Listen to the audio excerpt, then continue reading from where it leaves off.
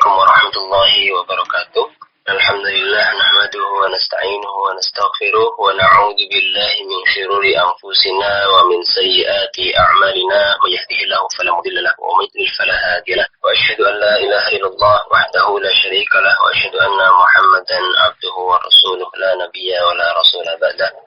اللهم صل وسلم وبارك على نبينا محمد وعلى آله وصحبه أجمعين ومن تبعهم بإحسان إلى يوم الدين. أما بعد. Baik, ikhwan sekalian, alhamdulillah di kesempatan ini dan insya Allah di kesempatan hari-hari berikutnya kita akan belajar bersama-sama, ya, mempelajari sebuah kitab yang isinya berupa nazam atau berupa bait, syair-syair yang berisi tentang kaidah nahwu yang ditulis oleh Syekh Syarafuddin Yahya Al-Imriti. Baik, sambil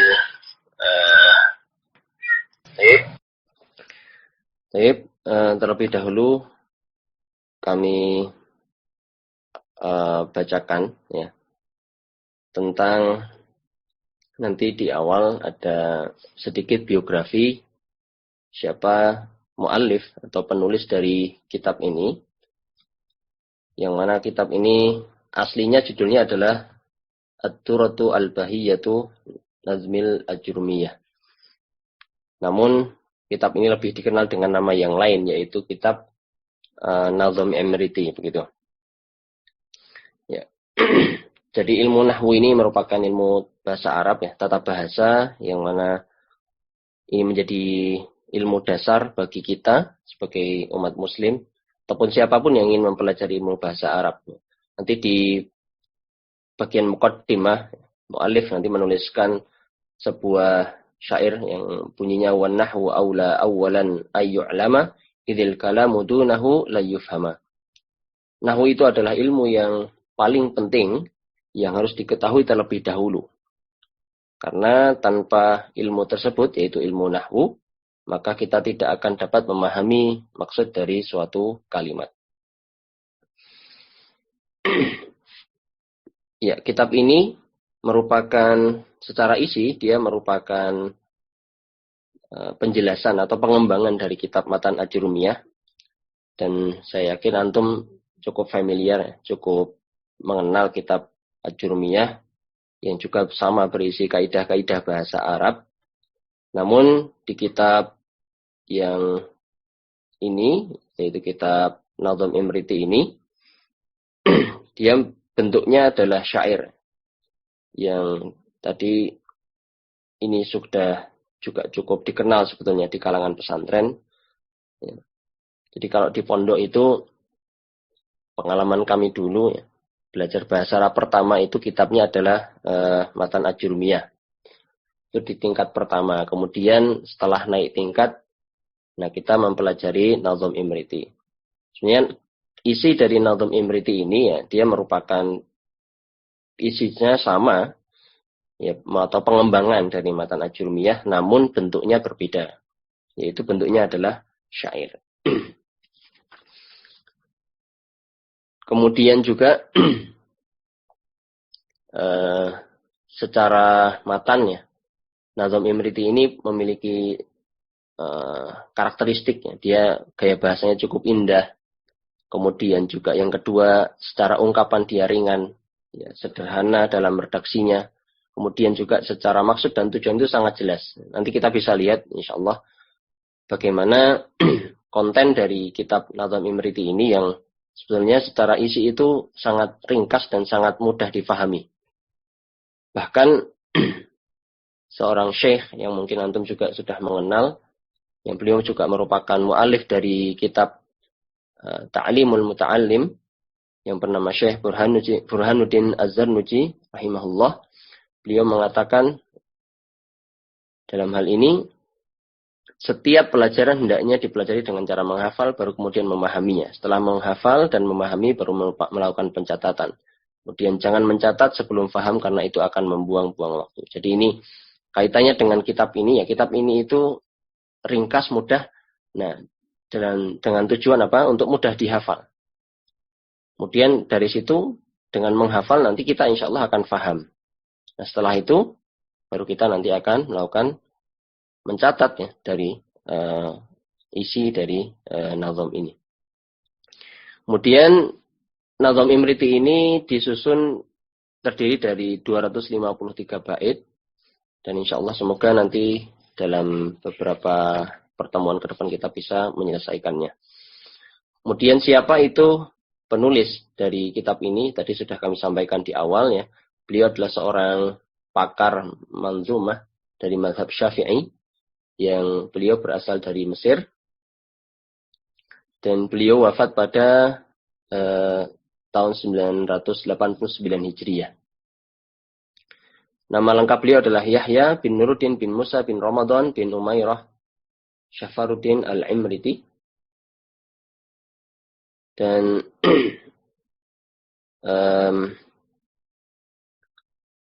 beliau ini dinisbatkan di sebuah desa. Nama beliau ya. Nama beliau ini dinisbatkan di sebuah desa bernama Amrit atau Imrit, bagian Mesir bagian timur. Nah, ini ada sedikit perbedaan cara baca ya. Ada yang bacanya Amriti, ada yang Amriti, bahkan ada yang Umriti juga. Dibaca ada fathah, ada yang membaca kasroh, ada yang membaca dhammah. Ini yang benar yang mana? Ini ada perbedaan pendapat. Ini ada menurut Imam Az-Zirikli dalam sebuah kitab ya, pelafalan yang benar itu adalah Amriti pakai fathah. Kemudian ulama yang lain Az-Zabidi, seorang pakar bahasa Arab, beliau memiliki pendapat bahwa yang benar adalah Amriti. Dan inilah yang lebih populer ya, menggunakan kasroh, Imriti, yang lebih populer di dalam masyarakat Islam. Saya kurang tahu apakah kitab yang dibawa antum itu pakainya Amriti atau Umriti atau Imriti. Kalau yang saya bawa, yang warnanya coklat ini, tulisannya malah Nazam Umriti, pakai dhammah. Namun demikian ini tidak menjadi masalah. Nah, yang penting adalah konten ilmunya. Ini hanya perbedaan masalah penyebutan nama dari suatu daerah. Baik, demikian sekilas tentang apa itu atau siapa itu muallif dari kitab ini ya. Jadi aslinya ini kitabnya judulnya adalah apa tadi? Ad-Durrah Al-Bahiyah. Ad-Durrah Al-Bahiyah Nazm Al-Imriti. Tapi lebih dikenal dengan kitabnya dikenal dengan sebutan apa? Nazm Imriti. Ini merupakan penjelasan dari kitab Ad-Durrumiyah. Baik, kita langsung masuk ke muqaddimah dari kitab ini. Baik, bismillah. Jadi ini awalan dari muqaddimah ya. Beliau muallif menuliskan di situ Alhamdulillahilladzi qad waffaqa lil ilmi khaira khalqihi walituqa. Ini mungkin antara naskah yang Anda baca dengan yang punya antum yang saya share di share screen ini mungkin ada sedikit perbedaan nanti. Tidak masalah ya. Karena apa namanya terkadang memang beberapa kitab itu ada sedikit perbedaan. Baik, alhamdulillahilladzi qad waffaqa lil ilmi khaira khalqihi walituqa. Alhamdulillahilladzi qad waffaqa, ini maknanya adalah segala puji ya, bagi Allah Ta'ala ya. Alladzi qad waffaqa, yang mana Allah itu telah memberikan petunjuk, telah memberikan apa namanya? Hidayah, telah menunjukkan apa yang ditunjukkan atau kepada siapa. Ya. Ini dilanjutkan di syair selanjutnya, lil ilmi khaira khalqihi walituqa. Jadi petunjuknya ini Allah memberikan petunjuk kepada sebaik-baik makhluknya. Khaira khalqihi. Apa yang diberikan petunjuknya yaitu berupa ilmi dan lil ilmi walid tuqa, dan ketakwaan. Jadi Allah memberikan petunjuk kepada makhluknya berupa ilmu dan ketakwaan. Terjemahnya seperti itu. Kemudian hatta nahat qulubuhum linahwihi. Hatta nahat qulubuhum linahwihi. Sehingga tertuju hati mereka tertuju ke arahnya Allah Subhanahu wa taala. Sehingga hati seseorang, ya, hati orang itu condong kepada Allah Subhanahu wa taala. Ini di sini ada perbedaan, itu lakin li'udmi sya'nihi lam tahwihi. Tapi yang saya baca di sini famin azimi sya'nihi lam tahwihi. Mungkin di kitabnya antum juga agak berbeda atau sama dengan yang saya baca mungkin. Di kitab saya ya, famin azimi sya'nihi lam tahwihi ya. Itu maknanya adalah meski keagungan zatnya itu membuat hati mereka, hati orang-orang itu, hati makhluk itu tidak bisa menjangkaunya, menjangkau Allah Subhanahu wa taala. Jadi keagungan Allah Subhanahu wa taala, jadi hati seseorang ya, hati seseorang itu tertuju kepada Allah dan karena saking agungnya zatnya Allah Subhanahu wa taala itu ya, sehingga hatinya seseorang itu meskipun tertuju kepada Allah tapi tidak akan pernah bisa menjangkau Allah Subhanahu wa taala. Jadi hati kita itu karena saking agungnya Allah nggak bisa menjangkau Allah Subhanahu wa taala. Kemudian bait yang ketiga fa ushribat ma'na dhamiri syani, yaitu kemudian disatukan hati mereka ya, dengan makna kalimat tauhid. Jadi hati-hati mereka itu disatukan dengan makna kalimat tauhid. Kemudian fa'a'rabat fil hani bil alhani, sehingga hati mereka ditampakkan di suatu tempat yang menyediakan semacam khomer gitu, dengan diiringi irama, diiringi simfoni. Ini agak dalam ini, makna syair itu agak sulit ya, di kita cerna ya, karena bahasanya yang digunakan itu berbeda dengan bahasa matan biasa. Ini agak seperti puisi ya, memang puisi kan ya, mirip-mirip seperti itu ya, agak menggunakan bahasa-bahasa yang dia memang berbeda dengan bahasa percakapan biasa ya. Kemudian di bait yang keempat ini bunyinya adalah summa salatu ma'salamin la'iqi 'ala nabi afsahil khalaiqi. Selanjutnya salawat serta salam yang pantas dengan derajatnya, dengan kedudukannya. Semoga selalu terlimpah kepada An-Nabi As-Sahil Khalaiqi. Pada sang Nabi yang beliau adalah orang yang paling fasih dari seluruh makhluknya Allah Subhanahu wa ta'ala. Jadi Nabi Muhammad SAW itu diberikan anugerah berupa lisan yang fasih dalam mengucapkan bahasa Arab dibandingkan dengan seluruh makhluk. Kemudian di bait yang kelima Muhammadin wal ali wa ashabi, ini salawatnya diberikan kepada Nabi Muhammad SAW wal ali beserta keluarganya beliau, wal ashabi dan para sahabatnya. Man atqanu al-Qur'ana bil i'rabi, yaitu orang-orang yang memahami Al-Qur'an dengan i'rab. Jadi ini doa kepada Nabi, doa kepada keluarganya, doa kepada para sahabatnya, dan mereka adalah orang-orang ya, yang memahami Al-Qur'an dengan i'rab. Nah, apa itu i'rab? Nanti insyaallah kita akan bahas di bait selanjutnya. Kemudian di sini ada sedikit tambahan penjelasan.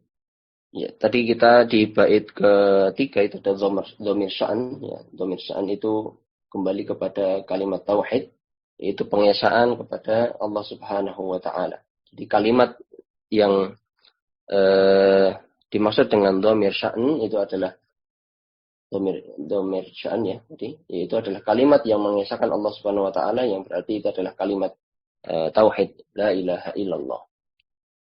Kemudian Fa'arabat fil hani fil alhani tadi itu adalah tingkatan mahabbah atau tingkatan kedekatan yang sangat tinggi. Jadi karena mereka itu bertauhid dengan benar, ya.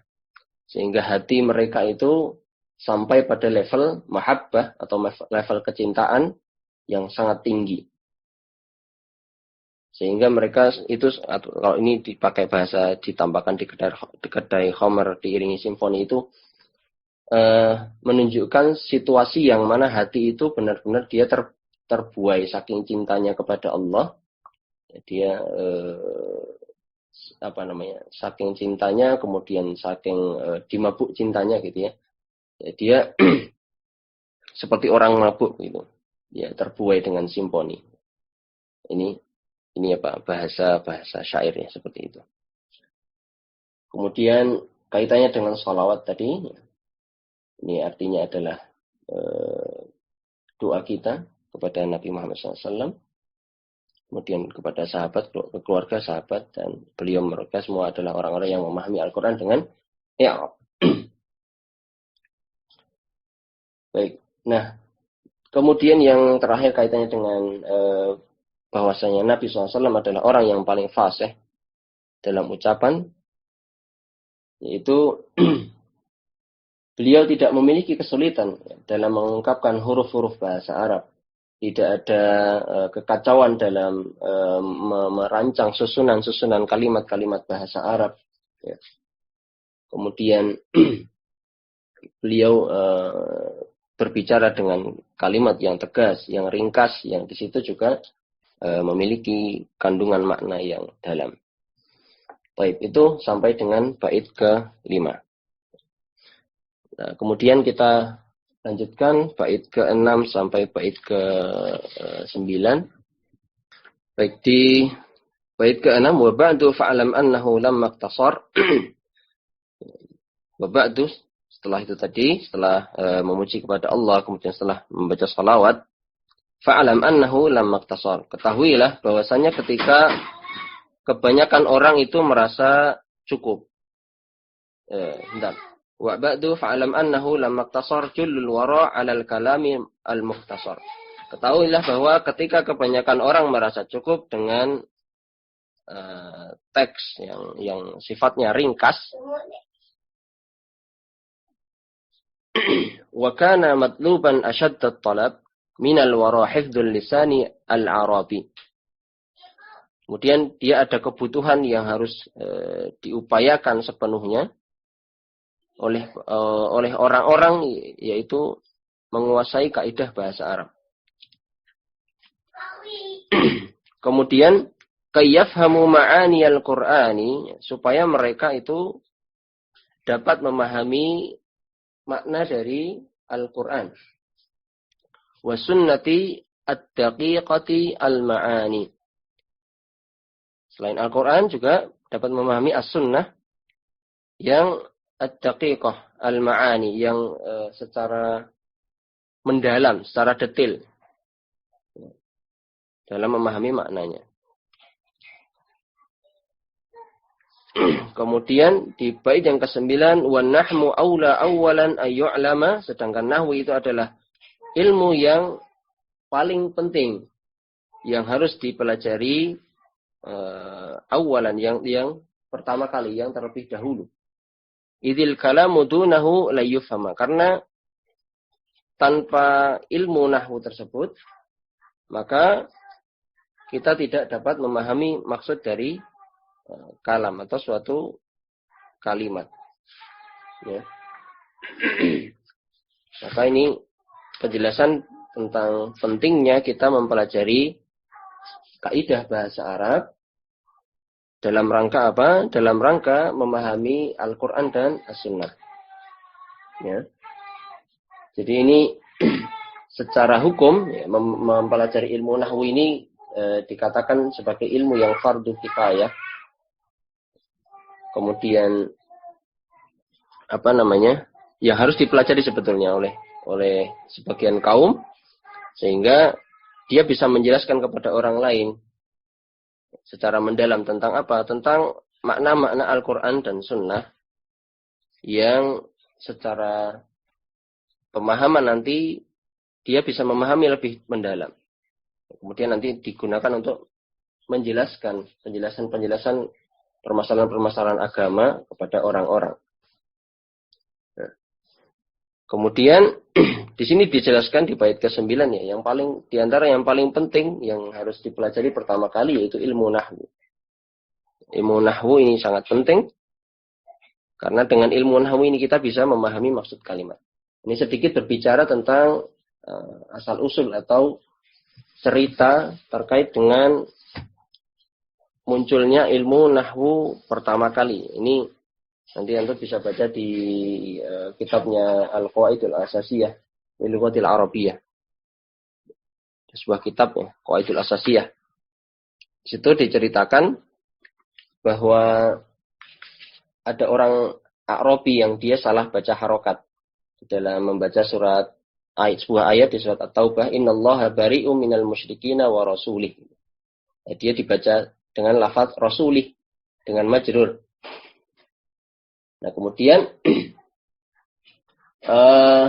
orang Badui tadi, orang Arabi tadi datang kepada Umar bin Khattab. Kemudian dia berkata, siapa yang dapat membacakan untukku ayat yang telah diturunkan kepada Nabi Muhammad SAW. Kemudian seorang laki-laki tadi, yang Arabi tadi, membaca surat Baro'ah, surat At-Taubah. Yang mana dia membacanya dengan tadi, innallaha bari'um minal musyrikina wa rasulih. Permasalahannya di sini adalah dikata wa rasulih yang dibaca majrur. Nah, ini maknanya berbeda kan, harusnya wa rasuluh. Jadi secara makna itu Allah berlepas diri terhadap orang-orang musyrikin. Nah, kalau dibaca wa rasulih, nah, Allah itu berlepas diri terhadap orang musyrik dan rasulnya. Nah, ini kan bermasalah. Padahal yang dimaksud adalah innallaha bari'um minal musyrikina wa rasuluh. Allah dan rasulnya itu berlepas diri ya, dari orang musyrik. Nah, karena salah baca seperti ini salah makna dan ini fatal gitu ya. Kemudian Umar bin Khattab ini menjelaskan yang benar adalah innallaha bari'um minal musyrikina wa rasuluh. Ya, seperti itu. Ini kesalahan baca yang fatal. Dari situ kemudian ya ada seseorang namanya Abu Al-Aswad Ad-Dauli.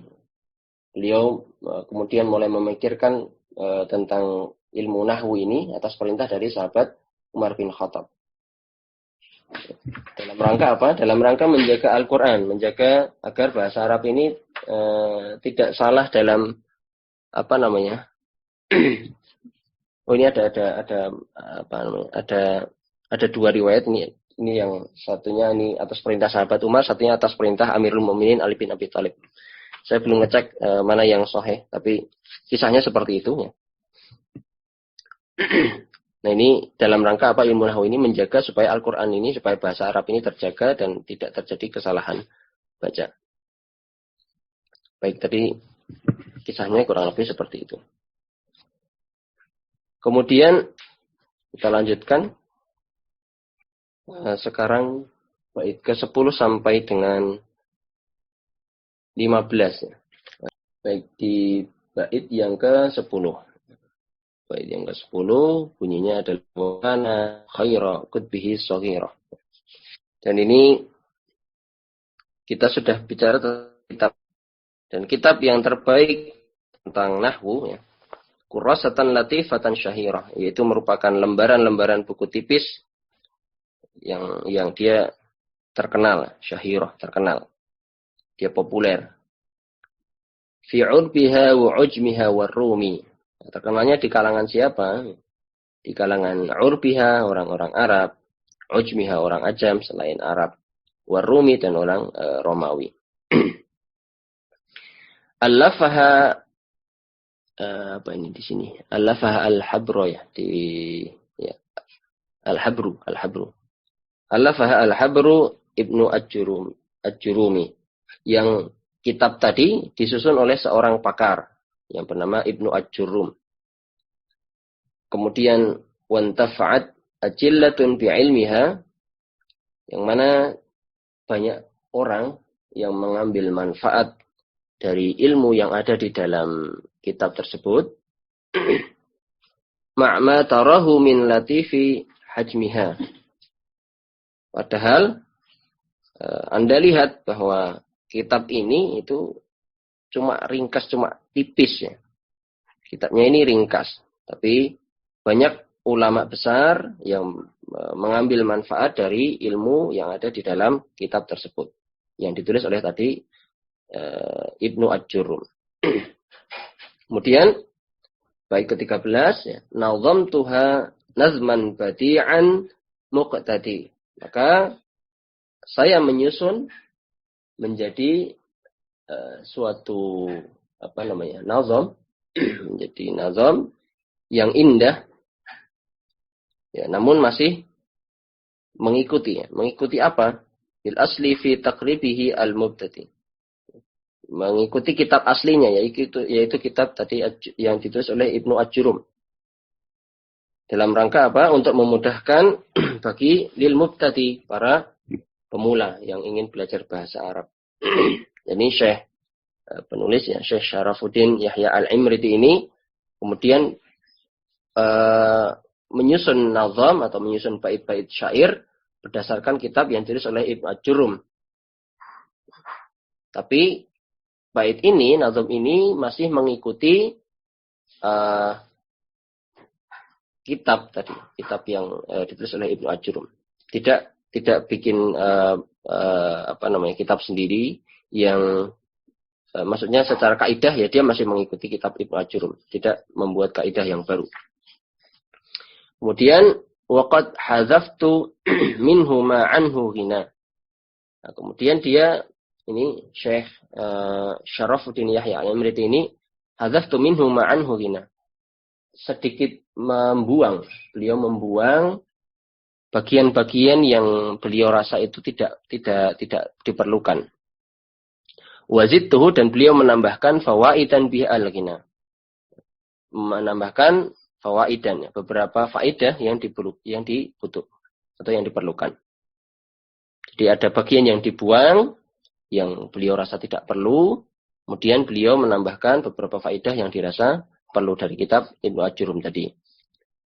Kemudian mutammiman li ghalibil abwabi, sebagai penyempurna sebagian besar bab-babnya yang ada di kitab Ibnu Adjurum tadi. Faja'a mithla syarhi lil kitabi, sehingga nazam ini lebih bisa dikatakan sebagai mithla syarhi lil kitabi, sebagai syarah atau penjelasan terhadap kitab aslinya, yaitu kitab Ibnu Adjurum tadi. Baik, kita lanjutkan. Baik, di bait ke-16 beliau menceritakan bahwa su'iltu fihi min shadiqin shadiq. Jadi dalam membuat nazam ini sebenarnya beliau ini, Syekh Syarafuddin Yahya Al-Imriti ini, hanya diminta oleh seorang sahabat beliau, sahabat sejati beliau, shadiqin shadiq. Yafhamu qawli li'atiqadin wathiq, yang beliau memahami perkataannya beliau, yang si sahabat tadi, ya, memahami perkataannya Syekh Syarafuddin Yahya Al-Imriti, karena beliau ini memiliki kepercayaan atau keyakinan yang kuat terhadap Syekh Syarafuddin Yahya Al-Imriti. Kemudian idzil fata hasba i'tiqadihi ar-rufi' wa kullu man lam ya'taqid lam yantafi'. Karena seorang pemuda itu akan terangkat derajatnya sesuai dengan i'tiqadihi, keyakinannya. Kemudian wa kullu man lam ya'taqid, setiap orang yang dia tidak mempunyai keyakinan, lam yantafi', maka dia tidak akan dapat mengambil manfaat, dia nggak bisa meraih kesuksesan atau mendapatkan manfaat. Ya, di sini memberikan semangat. Ya, seorang pemuda itu nanti akan terangkat derajatnya sesuai dengan keyakinan. Maka seorang pemuda itu harus punya keyakinan bahwa dia dapat meraih kesuksesannya, bisa mengambil manfaat dari sini. Di bait 18 dan 19 terakhir beliau memohon kepada Allah, fanas'alul mannana ayyujirana. Beliau memohon kepada Al-Mannan, yaitu Allah zat yang maha pemurah. Ayyujirana, agar Allah itu menjauhkan kami, atau menyelamatkan kami minar riya, dari sifat riya. Mudha'ifan ujurana, dan memberikan pahala yang berlipat ganda. Jadi ini mohon dalam biasa para ulama itu kalau ketika menulis kitab mengajar itu ya, mohon kepada Allah, karena kita tidak dapat melakukan segala hal, kita tidak dapat menyampaikan ilmu kecuali atas anugerah dari Allah Subhanahu wa taala. Dan ini sangat berat ya, seorang yang menyampaikan ilmu itu ujiannya berat. Penuntut ilmu juga sangat berat. Ya, karena gangguan dari riya dan sebagainya. Ini mohon agar Allah melipatkan pahalanya. Kemudian wa ayyakuna nafi'an bi ilmihi, semoga nazam ini menjadi nazam yang memberikan manfaat ya, dengan kandungan ilmunya yang ada di dalamnya. Mani'tana bi hifdzihi wa fahmi, bagi siapa saja yang bersungguh-sungguh menghafal dan memahaminya. Kita masuk ke babul kalami, yaitu bab tentang kalam. Kita masuk ke babul kalami, bab tentang kalam. Ya, apa itu kalam? Jadi di sini ada gambaran yang saya cukup senang melihat bait-bait syar'i ini karena jelas. Biasanya pertama itu ada definisinya, misalnya ada suatu istilah didefinisikan, kemudian istilahnya definisi ini misalnya terbagi menjadi beberapa bagian ya. Bagian A, B, C, kemudian misalnya ada tanda-tandanya apa saja A, B, C, kemudian ada contoh-contohnya apa saja. Nah, seperti itu. Jadi ini secara susunan penulisannya kitab Nazm Imriti itu kurang lebih biasanya ada definisi, kemudian ada pembagiannya, kemudian juga ada tanda-tandanya misalnya atau contoh-contohnya di situ. Nah, ini cukup ringkas sebetulnya. Baik, kita masuk ke bait yang pertama dari bab kalam, yaitu kalamuhum lafdzun mufidun musnadu. Kalamuhum, kalam menurut ahli nahwu adalah lafdzun mufidun musnadu, yaitu lafaz yang dia mufidun, memberikan suatu faedah atau memberikan suatu pengertian, musnadu yang dia tersusun. Kemudian wal kilmatul lafdzul mufidul mufradu, sedangkan kilmah nanti kan kita definisikan apa itu kalam, apa itu kilmah. Itu adalah al-lafdhu al-mufidu al-mufradu, yaitu lafaz yang dia memberikan faedah, memberikan pengertian, dan dia mufrad, dia tunggal, dia berdiri sendiri. Nah, dari bait yang pertama ini, kita kalau secara definisi itu sebenarnya kalam itu apa? Ya, dia suatu lafaz yang tersusun, kemudian dia disusun secara sengaja, dan dia terdiri dari susunan biasanya dua kalimat atau dua kata atau lebih yang dia saling terkait dan dia memberikan makna. Ini definisi panjangnya. Tapi kalau definisi sederhana sebenarnya kalam itu adalah kalimat sempurna. Sudah, itu saja. Kalau kita cari padanan kata di bahasa Indonesia yang sangat sederhana, ya kalam itu adalah kalimat sempurna. Mungkin agak bingung ya, ada kalimat dalam bahasa Indonesia dan kalimah dalam bahasa Arab. Kalam ini padanan kata dalam bahasa Indonesia adalah kalimat sempurna. Itu suatu kalimat yang dia ada faedahnya, ada maknanya, dia terdiri dari beberapa kata gitulah. Yang dia disusun, saling terkait dan punya makna. Di kalam kalau definisinya secara ringkas dalam bahasa Indonesia adalah kalimat sempurna. Sudah, titik itu saja. Ini bisa dijadikan catatan ini sambil antum catat. Seperti itu. Kemudian kilmah, wal kilmatu, kilmah itu apa kilmah? Kilmah itu adalah kalau di sini lafaz yang dia memberikan pengertian gitu kan. Kalau selain memberikan pengertian, ya dia tunggal. Kalau padanan kata dalam bahasa Indonesianya, ya dia adalah kata, sudah. Jadi kalam itu adalah kalimat sempurna. Kalau kalimah atau kilmah di sini adalah kata tunggal. Satu kata saja, sudah. Dan dia punya suatu makna. Itu definisi sederhananya. Kemudian kita bahas dulu suatu lafaz itu disebut kalam apabila seperti apa bentuknya. Ini mungkin bisa jadi tambahan catatan buat panjenengan, buat antum semua. Ada lafaz itu disebut dengan kalam itu apabila terdiri dari kalam itu terdiri dari satu. Yang pertama susunannya adalah mubtada dan khobar. Kalau ada suatu kalimat sempurna dalam bahasa Arab, bentuknya mubtada, ada mubtadanya, ada khobarnya, maka itu disebut dengan kalam. Misalnya contoh apa misalnya? Zaidun qa'imun, Zaid berdiri. Dan mubtada khobar, maka dia kalam. Ya, seperti itu. Kemudian suatu lafaz itu disebut dengan kalam. Yang kedua apabila dia terdiri dari fi'il dan fa'il. Kalau yang tadi mubtada khobar itu adalah jumlah ismiyah. Jumlah ismiyah. Kalau yang kedua ini fi'il dan fa'il, dia jumlah apa? Fi'liyah. Suatu kalimat, ada fi'ilnya, ada fa'ilnya. Ya. Maka dia disebut dengan kalam atau kalimat sempurna. Apa misalnya contohnya? Qama Zaidun. Zaid telah berdiri. Ya. Fi'ilnya adalah qama. Zaidun adalah fa'ilnya. Kemudian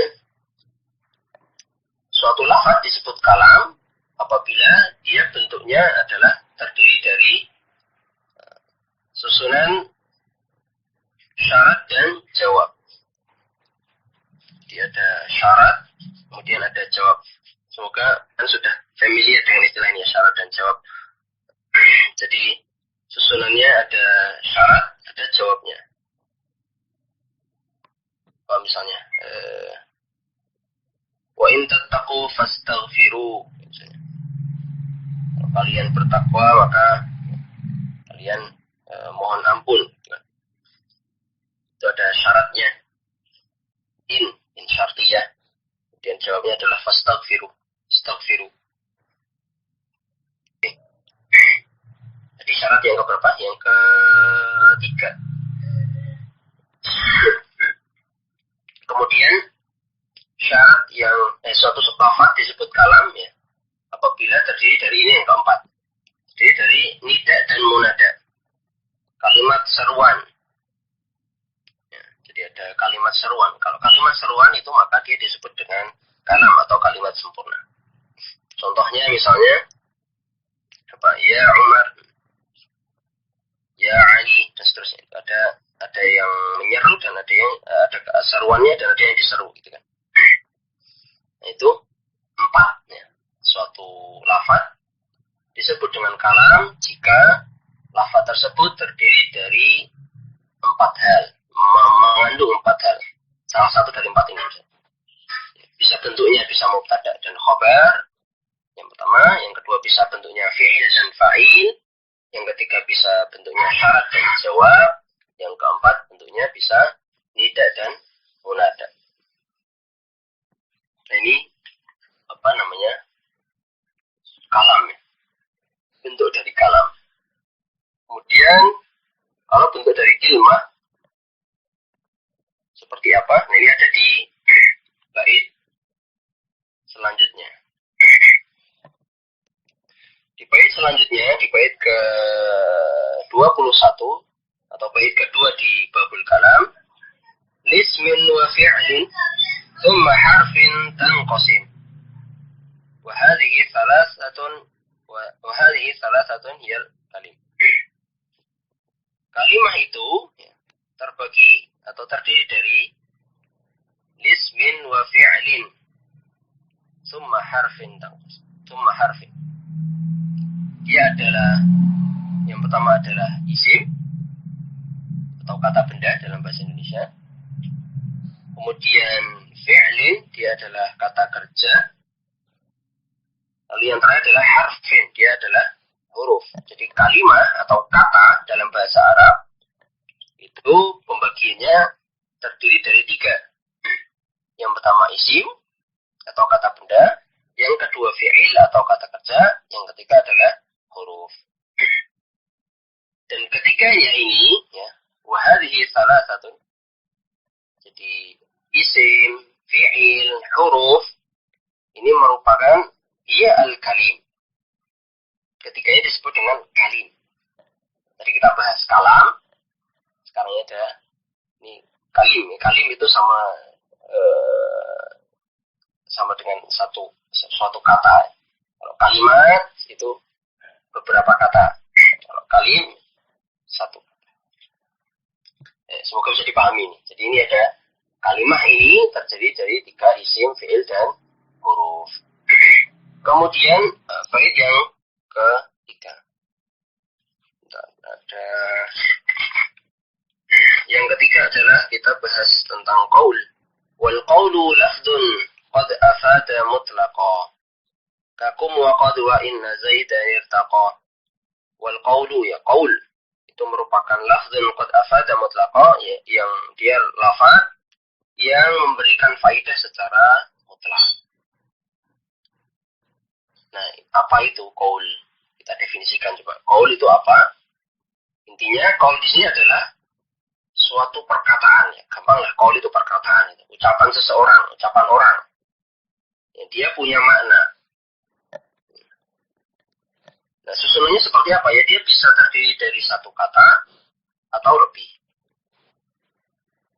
Dan qaul ini cakupannya ya, ada 3. Qaul ini bisa berupa kalam, bisa berupa kalimah, bisa berupa kalim. Jadi inilah qaul. Cakupannya bisa berupa kalam, bisa berupa kalimah, bisa berupa kalim. Ini ada istilah-istilah kalam, ada kalimah, ada kalim. Ini semoga bisa dipahami ini. Kemudian masih di bait yang ketiga dari babul kalam. Kakum wa qad wa inna zaidan irtaqa. Ini bicara tentang contoh dari qaul kalimat qum. Qum ini berupa bentuknya adalah kalimat perintah. Berdirilah artinya. Berdirilah kamu. Ini qaul. Kemudian qad. Oh, kita saksikan qum itu bentuknya apa itu? Kalimat perintah ya. Kalimat perintah itu susunannya kayak gimana? Susunannya seperti apa? Tadi. Dia masuk kalam atau bukan? Kalam ya. Kok bisa? Kalam kan tadi ada mubtada khobar, fi'il fa'il saja, tidak dan munada. Kira-kira yang mana ini? Iya, fa'ilnya disembunyikan ya, enggak kelihatan ya. Orang kedua kan ya. Jadi seperti itu. Kemudian contoh qaul yang kedua. Qad itu apa kira-kira? Dia isim, fi'il, huruf ya. Qad adalah huruf. Mananya apa mananya? Iya, penekanan. Sungguh, taukid kan dia. Misalnya apa? Selain qad. Ya, qad ini bisa masuk di fi'il madhi, fi'il mudhari kan gitu ya. Ini kata qad sendiri ini dia adalah qaul. Kemudian yang terakhir, inna zaidan irtaqa. Sesungguhnya zaid karena isimnya inna kan dibaca fathah mansub. Sesungguhnya zaid itu mendaki. Ini susunannya sudah sedikit lebih kompleks ya. Sudah sedikit lebih kompleks. Ada inna, ada isimnya inna, ada khabarnya inna. Ini juga merupakan qaul ya. Semoga bisa dipahami ini sampai sini. Jadi tadi ada kalam, ada kalimah, ada kalim, kemudian ada qaul. Baik, kita lanjutkan. Fal ismu bit tanwini wal khafdi urif. Wa harfi khafdin wa bilamin wa alif. Isim. Kita tadi tahu kalimah itu ada isim, ada fi'il, ada huruf. Nah, di sini kita bicara isim terlebih dahulu. Isim itu ya dapat kita kenali atau tanda dari isim. Tanda dari isim itu ada at-tanwin. Yang pertama adalah tanwin. Contohnya misalnya apa? Masjidun, babun, qalamun. Itu kalau nanti dalam bentuk rafa. Kalau kita bicara tadi inna zaitan itu isim. Ada tanwin di situ kan. Lalu wal khafdi. Khafdi ini adalah i'rab khafat atau i'rab jar. Ini hanya perbedaan istilah antara ulama. Khafat dan jar. Kemudian yang selanjutnya wa harfi khafdin wa bilamin wa alif, yaitu adanya huruf jar atau huruf khafat dan lam alif. Jadi ini ada tanda isim itu ada berapa? 4. Dari bait ini kita bisa simpulkan tanda isim itu ada 4. Yang pertama adalah tanwin, yang kedua adalah jar atau khafat, yang ketiga adalah adanya huruf khafat atau huruf jar, yang terakhir adalah alif lam. Jadi kalau antum ketemu dengan kata dalam bahasa Arab yang kok dia ditanwin berarti dia isim. Kok dia dibaca jar, majrur, atau dibaca khafat, oh berarti dia isim. Kalau sebelumnya ada huruf jarnya, ada fi, ada ila, ada ala, dan seterusnya, maka dia adalah isim. Kalau dia ada alnya, berarti dia adalah isim. Jadi ini tanda isim ada 4. Kalau yang khafat contohnya misalnya marartu bi zaidin. Zaid ini, kata Zaid ini, dia tanda isimnya ada 2 nih. Ada 3 malah. Yang pertama dia tanda isimnya tanwin. Yang kedua tandanya dibaca khafat. Yang ketiga tandanya kemasukan huruf khafat. Kemudian kalau misalnya didahului huruf khafat ya sama tadi, ada misalnya tadi bi zaidin ya, misalnya ada atau fil masjidi, fil baiti, ada fi, ada ila, ada ala, dan seterusnya. Dia ada al, ada suatu kata kalau ada al masjidu, al qalamu, ar rajulu, itu semua adalah isim. Jadi tanda isimnya ada 4. Baik, kita lanjutkan. Wal fi'lu ma'rufun bi qad wasini. Nah, ini kita sudah pindah. Tadi kita bicara isim, sekarang kita sudah bicara tentang al-fi'lu, itu fi'il. Fi'il itu ya, ma'rufun bi qad wasin. Dia diketahui atau dikenali dengan adanya huruf qad. Kalau ada huruf qad sebelum suatu kata, maka kata setelah qad itu adalah fi'il. Wasin, dan ada sin di situ. Sinnya sin apa? Sin talfis, nanti ada sayaqulu, sa'afhamu, sa'aqulu, dan seterusnya. Kemudian tanda fi'il yang ketiga adalah wa ta'i ta'nisi ma'at taskini. Dia ada huruf ta'nis sakinah, yang mana dia adalah ta yang menunjukkan apa? Perempuan atau mu'annas. Dia berharakat sukun, maka dia dikatakan ta'nis sakinah atau ta'nis ma'at taskin. Dia qalat Aisyah berkata, qalat, itu kan ada ta yang dibaca sukun, maka itu adalah fi'il. Apalagi zahabat, kharajat, dan seterusnya. Di tanda fi'il ini ada berapa? 3. Ada qad, ada sin tanfis. Ini menunjukkan makna akan. Kemudian adalah ta'nis as-sakinah. Baik, kita lanjutkan. Yang keempat, tanda fi'il yang keempat, wa ta'fa'alta mutlaqan kaji'tali. Ini adalah ta'fa'alta. Maksudnya huruf ta'fi'il. Huruf ta yang dia berada di akhir kata, maka itu kata tersebut adalah fi'il, kemasukan ta. Dan contohnya di ta pada lafaz fa'alta, kamu melakukan. Misalnya ji'ta, kamu datang, sarta, kamu menolong, qulta, kamu berkata, dorobta, kamu memukul. Nah, itu semua adalah fi'il. Jadi kalau ada kemasukan ta, fa'alta, atau ta yang seperti contoh di kata fa'alta, maka itu adalah tanda fi'il.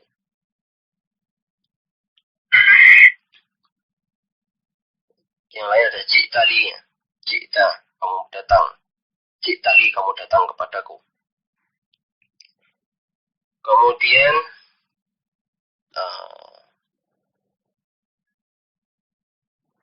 wanuni, ada nun taukid.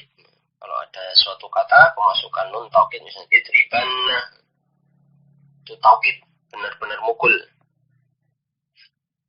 Misalnya, contohnya seperti lafaz if'alanna, dia mengerjakan dengan sungguh-sungguh, benar-benar bekerja, benar-benar melakukan sesuatu dengan sungguh-sungguh. If'alanna.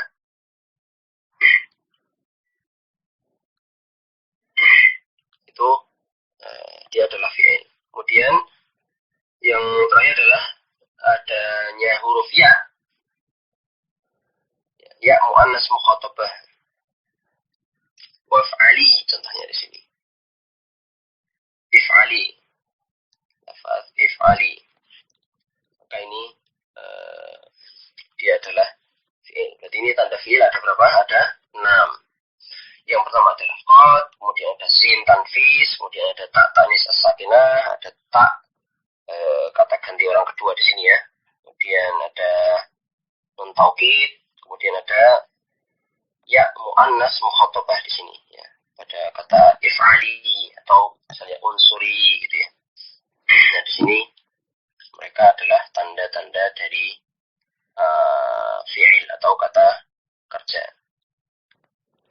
Baik, kita masuk ke bait yang terakhir dari bab kalam. Ini sangat sederhana kalau yang terakhir ini. Huruf. Wal harfu lam yasluh lahu alamah. Huruf itu yang enggak ada tandanya. Lam yasluh lahu alamah. Terjemahannya ya, huruf itu enggak bisa terima tanda. Dia enggak ada tandanya udah. Illa intifa qabulihi alamah, kecuali tertolaknya tanda-tanda tadi. Kecuali dia ya enggak bisa menerima tanda dia tanda huruf itu ya bukan tandanya isim, bukan tandanya fi'il, itu berarti huruf. Dia nggak bisa kemasukan tanwin, nggak ada jar, gitu, nggak ada alif lamnya, dia nggak ada qadnya, dan seterusnya, maka dia adalah huruf. Ya, sederhana itu. Nah, huruf ini saya tambahkan faedah. Contohnya huruf itu ada berapa macam, atau jenis-jenis huruf itu ada berapa, gitu ya. Nah, ini ada kurang lebih saya ringkaskan ada 7 jenis. Huruf itu ada 7 jenis atau 7 macam. Yang pertama adalah huruf khafat atau huruf jar. Ini sudah kita sebutkan sekilas. Ada fi, ada ala, ada min, ada ila. Masih banyak lagi. Yang pertama adalah huruf khafat. Kemudian yang kedua ada huruf qasam, yaitu huruf-huruf yang dia digunakan untuk mengungkapkan sumpah. Misalnya wawu, wallahi, ba, billahi, kemudian ta, tallahi, dan seterusnya. Itu adalah ciri-ciri itu adalah contoh-contoh huruf qasam atau huruf sumpah. Ya. Kemudian yang pertama khafat, yang kedua ada huruf qasam, yang ketiga adalah huruf istifham. Huruf istifham ini adalah huruf yang digunakan untuk bertanya, yang digunakan pada kalimat tanya. Istifham. Ini ada ma, man, ya, man istifham ya. Ada hal, ada kaifa, dan yang lainnya. Jadi yang ketiga adalah huruf istifham atau huruf yang digunakan untuk pada kalimat tanya. Yang keempat itu ada huruf atof. Atof ini biasanya digunakan untuk menyambung atau menghubungkan antara kata satu dengan kata yang lain. Ya, contohnya adalah wawu, artinya dan kan. Umar wa Ali, gitu. juga ada au misalnya. Atau ya, artinya atau juga termasuk huruf atau. Contoh yang kelima ada huruf nahi atau larangan. Ada la nahiyah, la. Kemudian ada ma nahiyah, ma panjang, ma, la. Ini adalah huruf nahi. Huruf yang digunakan untuk larangan. Kemudian yang keenam ada huruf istisna yang digunakan untuk mengecualikan. Contohnya illa, illa bisa sering dipakai illa. Ya, huruf istisna. Lalu yang terakhir adalah huruf nasab, yaitu huruf yang dia menyebabkan suatu kata itu dibaca nasab.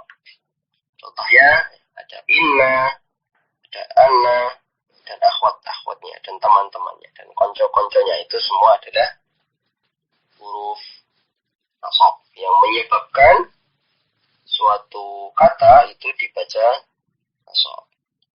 Nah, demikian ini, alhamdulillah kita sudah menyelesaikan 2 bab, yaitu muqaddimah dan babul kalam. Nah, mungkin sedikit terakhir nih untuk review saja. Barangkali antum ada catatan yang ketinggalan dan seterusnya ya. Kalam itu apa? Suatu kalam ya, kalam adalah kalimat sunnah, taib. Kemudian dia disebut kalam jika terdiri dari taib, mubtada khabar, ya, fi'il fa'il. Ya, saya jawab. Ya, taib. Apa itu kilmah? Kata. Taib. Kata itu bisa terbagi menjadi berapa? Isim, fi'il, huruf. Ya, taib. Kemudian qaul bisa terdiri dari 1 kata atau 2 kata, boleh enggak? Ya, boleh. 1 kata atau lebih ya. Cakupannya qaul ada apa saja? Yang termasuk qaul? Qaul itu tadi cakupannya ada ya kalam, ada kalimah, ada kalim ya kan.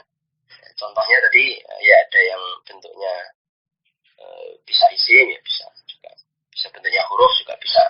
Baik, baik. Kemudian tanda isim ya dimasuki huruf khafat, dan yang keempat alif lam. Ya, baik. Baik, sekarang saya balik pertanyaannya. Ini kalau di pondok dulu biasanya gini, di balik itu gini, tanda fiil yang menjelaskan di situ tentang tak tanis asakinah itu ada di bait yang mana? Nah ini saya balik ya. Bait mana yang menjelaskan tentang tanda fiil adalah, salah satu tanda fiil adalah tak tanis asakinah. Bait kelima dari bab kalam ya. Yang mana? Wata ida inisi ma taskini. Bab atau bait yang menunjukkan bahwa tanda isim itu adalah alif lam. Di bait keempat, wa harfi khafdin wa bilamin wa alif. Ya, baik. Di situ bilamin wa alif, di situ ditekankannya adalah bilamin wa alif. Baik, jazakumullah khairan semuanya. Antum insyaallah pelajaran kita di pertemuan pertama ini sampai di bab kalam dulu. Semoga apa yang kita pelajari di kesempatan hari ini bisa bermanfaat baik untuk dunia kita dan akhirat kita, dan kita senantiasa memperbaiki niat kita. Semoga niat kita senantiasa diluruskan oleh Allah. Kita belajar ini bukan dalam rangka riya, bukan dalam rangka untuk gaya-gayaan, tapi dalam rangka mencari ridhonya Allah Subhanahu wa taala. Kemudian dengan itu kita bisa memahami Al-Quran dan As-Sunnah dan ilmu agama yang lain. Baik, kita akhiri pertemuan ini. Subhanakallahumma bihamdika asyhadu an la ilaha illa anta astaghfiruka wa atubu ilaik. Semoga Allah ampuni kita dan Allah berikan ilmu kepada kita ilmu yang bermanfaat. Jazakumullah khairan. Assalamualaikum warahmatullahi wabarakatuh.